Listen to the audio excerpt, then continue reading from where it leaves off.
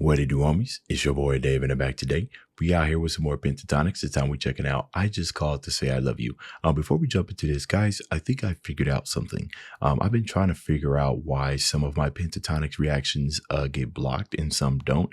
And so far, I think the conclusion I've come to is that anything that they collaborated with Vivo, right, is under like some type of different licensing where they don't necessarily allow reuse of the video content in another upload. You know what I mean? I'm going to find out. So if you see any text over this video, then I guess that's what that is. And just wanted to say that for any of my other reactors that might be watching my channel. If that does be the case, then at least you can save some time when you're editing your videos.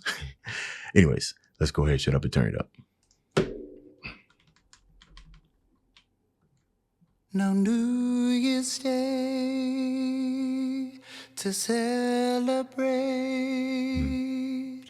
No chocolate covered candy hearts to give away. No first of spring, no song to sing. In fact, it's just another ordinary day. Look, I think it's often kind of like overlooked whenever you're taking like a solo, you know, especially acapella, or if you're singing live. Like, I imagine the pressure has got to be so hard. You know what I mean? Especially at the beginning, when you don't have like a backing, right, to keep yourself in tune, right? You are pretty much kind of like, you know, that sound that they make before they start singing, like to find like the middle C, you know, so they can get the rest of the singing in tune. I think that's like difficult to just start singing and then just be like, all right, here we go, and then do it live.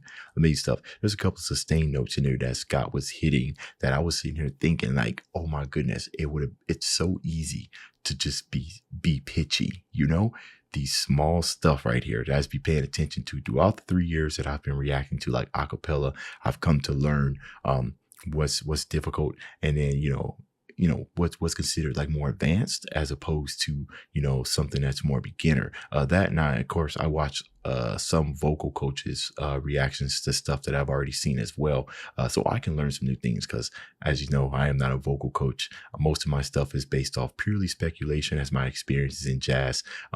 So it's been a wild ride, but these little nuances and stuff I've been picking up just makes listening to these type of songs that much more better, because I have all these questions in my head and I feel like it just allows me to enjoy the song much more. The ordinary day. I just called to say I love you. I just called to say how much I care. I just called to say I love you, and I mean it from the bottom of my heart, of my heart.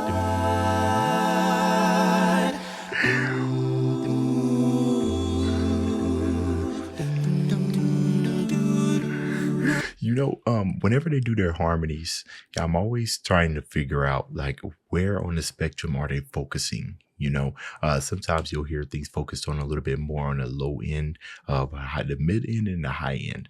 Now, the another interesting about harmonies is that when you start messing with things that are in the middle, like the middle frequencies and whatnot, I find that the middle frequencies is very easy to muddy sounds, right? So whenever you start layering and stacking vocals, you want to make sure everything kind of comes clear. The interesting thing about that is that it was the tone. It almost kind of sounded robotic, right? But it wasn't. Like, everything that we heard was just deliberate. You kind of hear a couple of those highs kind of peaking out and everything. And of course, the lows kind of come in, right, to kind of break some of that monotonous mid-range that we was hearing. But I could tell you, when it comes to the harmonies, I wasn't expecting it to go that way, right? Now, in Pentatonix form, they always give us a little bit before they start blowing our socks off. Notice how the harmonies that came in as Scott was singing wasn't super overpowering. As a matter of fact, it was low. It was coming in. It was just ever so gentle. And that makes sense. So when all of them came in together to give us those harmonies for the chorus, for the hook, even though we didn't get a wall of sound, we got a wall of sound.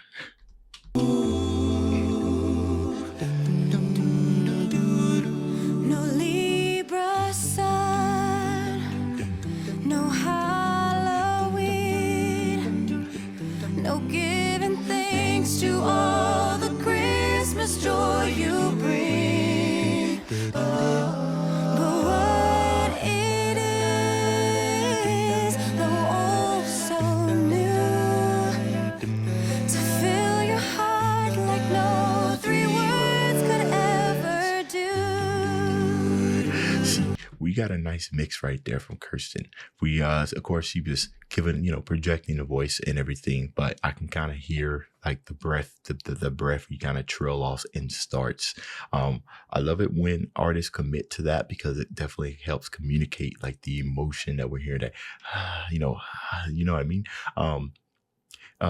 Since when you're projecting your voice, since most of whatever you're about to sing is not necessarily wasted, but it's kind of like taking a long stick and chopping off the ends and the start and the ends, right? Because those are where you're either leaving, going like before you sing, and then when you're exhaling, so inhaling and actually it's all exhale. It's all exhale. It's the exhale string, you know what I mean? With a little bit of harmonies like in between it. So kind of going in and kind of and laying it down. Give it that emotion feel instead of da da da, making it very, very attack like that. It wouldn't make sense, right? This song is gentle. So whenever they're thinking about what type of harmonies, it's got to be for the most part easy on the ears. And in the event that they do want to kind of blow it out, what I believe we're going to hear from the past Pentatonix reactions that I've done, they always kind of slide into it like instead of going like and then it's not like they haven't done that before, but yeah. All three words could ever do. I just called to say I love you.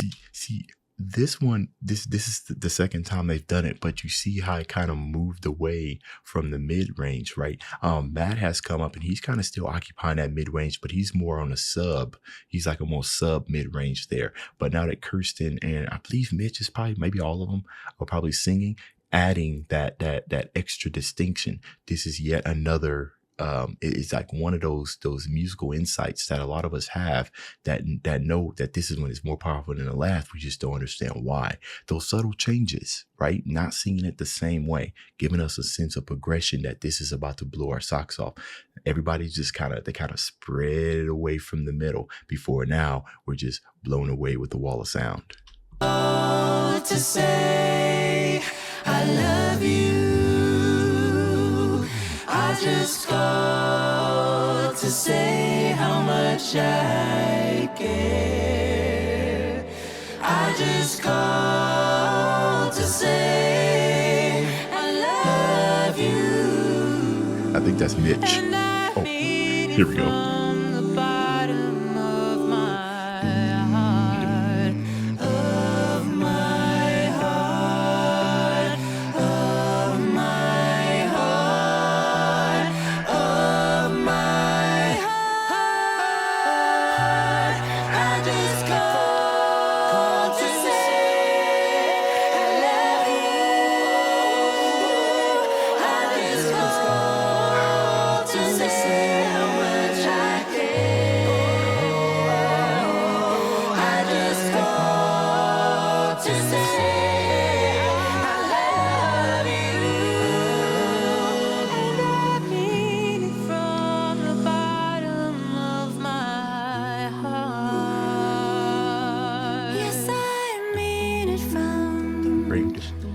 Yes, I mean it from. Yes, I mean it from the bottom of my heart. Ooh, beautiful. There it is. There's that classic Pentatonix, just lay us down gently. So, okay. Now, the way that they ended this, right? Those harmonies. Now, that was also that was a good take, right? So everything then shifted, right? We kind of started from the middle and then it kind of branched off where we got a kind of some sub from, I believe it might have been Matt and Kevin providing us that bass. And then it just reached straight into like middle to high frequencies, right? So all of our tenors and our sopranos and altos kind of just, took over. Now, the only thing about that is that we heard the lack of bass, right? But they still wanted to feel some space in there. And instead of introducing like new notes or whatnot, they introduced reverb and space. So they gave us that space, which gave us that ethereal kind of like angelic type of feel, right? That warm, not necessarily warm feel, but just that refreshing feel, right? I mean, how would you feel if somebody that you loved you just literally just called to say I love you?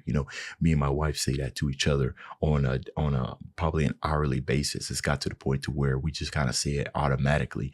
We don't know why. I'll just be walking and it's unprompted and I'll just say, hey, I love you. Like it's crazy. And I didn't realize how much me and my wife did it. So somebody pointed it out. I was like, oh wow, why do we do that all the time? But anyways, so to fill in that space, to fill in that extra space to give it, so it wasn't just their vocals, they added that airness. And then that's when Matt and possibly Kevin, actually and possibly Scott, because Scott got a good range too, kind of came in there, but they didn't overpower us with the bass. They kind of just slightly introduced it. You know what I mean? It's one of those things where it's there. You want the presence to be felt, but you don't want it to overtake. And then, of course, it came back in to overtake us, to lay us down. They done wrapped us up in a cover, then wrapped us up in a blanket. Now we all good now. All right, this has been a whole lot of fun to listen to and critique. That's the end of this video. If you enjoyed the content, leave a like and subscribe. Dave's out.